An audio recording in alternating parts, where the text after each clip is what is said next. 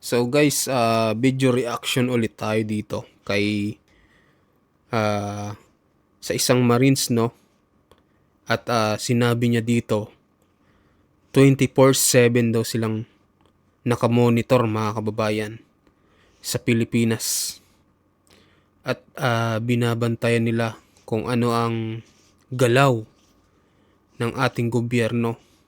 At binanatan din ito, mga kababayan, si Pangulong Bongbong Marcos. At sinabi pa nga dito na enough is enough at mag-step down na daw, mga kababayan. Grabe itong pahayag. So talagang magugulat kayo dito. Eto na, panoorin nyo. At sitwasyon ng ating bansa. Ulitin. Bayan, ang inyo pong Kuya Ed. Patuloy po kami nagmo-monitor 24/7 sa katayuan at sitwasyon ng ating bansa. We are one voice to shout. Marcos administration will stop and respond in all cases of corruptions under his leadership. The mandate of the people is under our constitutions stated that the freedom, the right of the people are priority. All of the above cases is being violated by your administration. You are involved in all of the cases, corruptions, and over abuse of your authority. Intake. You are now stated in order to resign. Resign na daw. Our people now are waiting. Hindi po namin hangad ang post. But if you wanted it to do, we pray together. So help me God. We're giving you much more time to answer this. You have to step down, Mr. Marcos. Enough is enough, Mr. President. Enough is enough. So guys, ano masasabi nyo dito? Grabe, matindi itong pahayag, no? Ng isang Marines. At talagang binanatan dito ang Pangulo ng Pilipinas. At sinabi pa, enough is enough. Grabe. Talagang nakakilabot ito, mga kababayan, na pahayag ng isang Marines, no? Alam naman natin ang mga Marines matatapang, mga kababayan, at walang inuurungan. Kahit anong laban pa yan, kahit nga mga Abu Sayyaf, nilulusob nila, mga kababayan. 'Di ba? So ngayon naman, mga kababayan, ito, panoorin nyo yung pagsugod ng ating mga kababayan dito sa Malacanang. Ito, muling sumugod sila sa Mindiola. Ito, may mga bantay ng mga kapulisan dito. Panoorin natin na.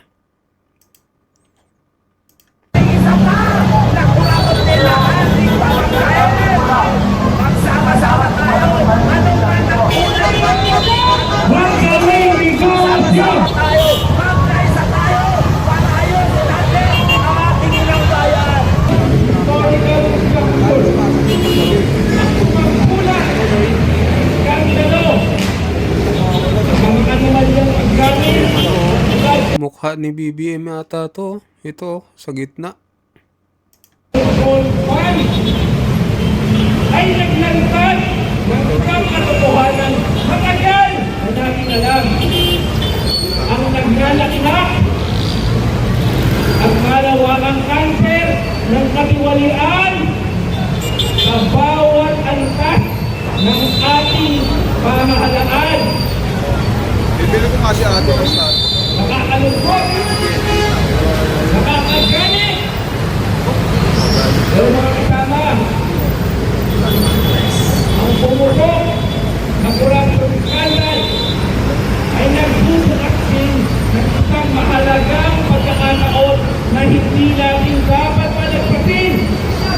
Dahil alam natin na hindi dito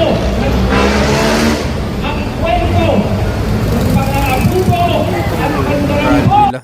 Ano to? Ano? Baha ng paghahari ng oligarkiya sa coal at gas. Okay. Nagpapahirap sa ating lahat, lalo Yung kamala ng ng gasolina ngayon, sobrang mahal na din, di ba? Bakit ito yung pinaglalaban nila? na sa mga kagaya natin. Pero yung rally ngayon dito, buti walang sakitan na nangyari, mga kababayan. Kumbaga, sumugod lang sila dito sa harap mismo ng gate nito ng Malacanang dito. Sa tapat po ng Mindiola. Kasi dito kadalasan talaga nagrarally yung mga rallyista. At nung nakaraan nga, 'di ba, mga kababayan, talagang nagkabatuhan dito, pinasok na nga, mga kababayan, ng mga kabataan itong dito, itong barricade, no? At kala natin mapapasok na ng lubusan, buti yung mga pulis ay binato din. Nagbato ng tear gas, mga kababayan, kaya yun nagkapulasan ng mga tao doon sa sa Mindiola nung nakaraang rally. Work today is broken. We're all working in too many disconnected apps, and it's killing team productivity. Pinakamahirap sa lipunan.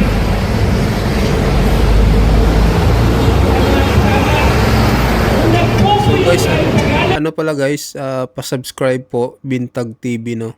Yan yung YouTube channel niya. In-upload niya po to 1 day ago. Kahapon nata to rally dito sa Mindiola. So, yun po. Dahil sa kinahinatnan ng daang-daang pino ng pondo ng gobyerno, ang pinakinabangan at pinagkakitaan lamang ng iilan. Dapat din tayong magalit sa katiwalian at pang-aabuso at pagdarambong na nagaganap sa iba pang bahagi, sa iba pang sektor ng lipunan. Nararapat lamang na tayo ay magalit din dahil ilang dekada nang pinag-aabuso, pinagsasamantalahan at pinagkakita ng ginawang palagakatan ng pribadong sektor at ng mga kumpanyang gaya ng Meralco, ang sektor ng kuryente sa bansa.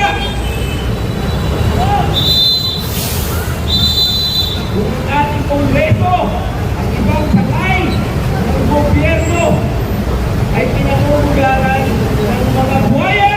Naku, buhay. Ganyan din po ang sitwasyon sa sektor ng enerhiya. Hindi ganun kadami, no, yung nagrally ngayon dito sa Mindiola, guys, no. Siguro grupo lang ito ng mga grupo ito, yung mga nagrarally ng coal at gas yung pinaglalaban nila. So, yun po. Alam natin yan, tama po ba? Tapos ito sa gitna, nagsasalita. Tayo magalit ng tama. Ay ilang dekada tayo. Nung nakaraan yung sigaw nila, Duterte patalsikin, Marcos panagutin. Tama ba? Ang gulo ng rally na yun, mga kababayan. Ang pagpapatasa ng mga buhay sa kuryente ay naging simple dahil pinagpibago ng aming pamahalaan ang samang-salay serbisyo publiko ng kuryente sa pamamagitan ng pagpapasa Republic Act 9136 ang Electric Power Industry Reform Act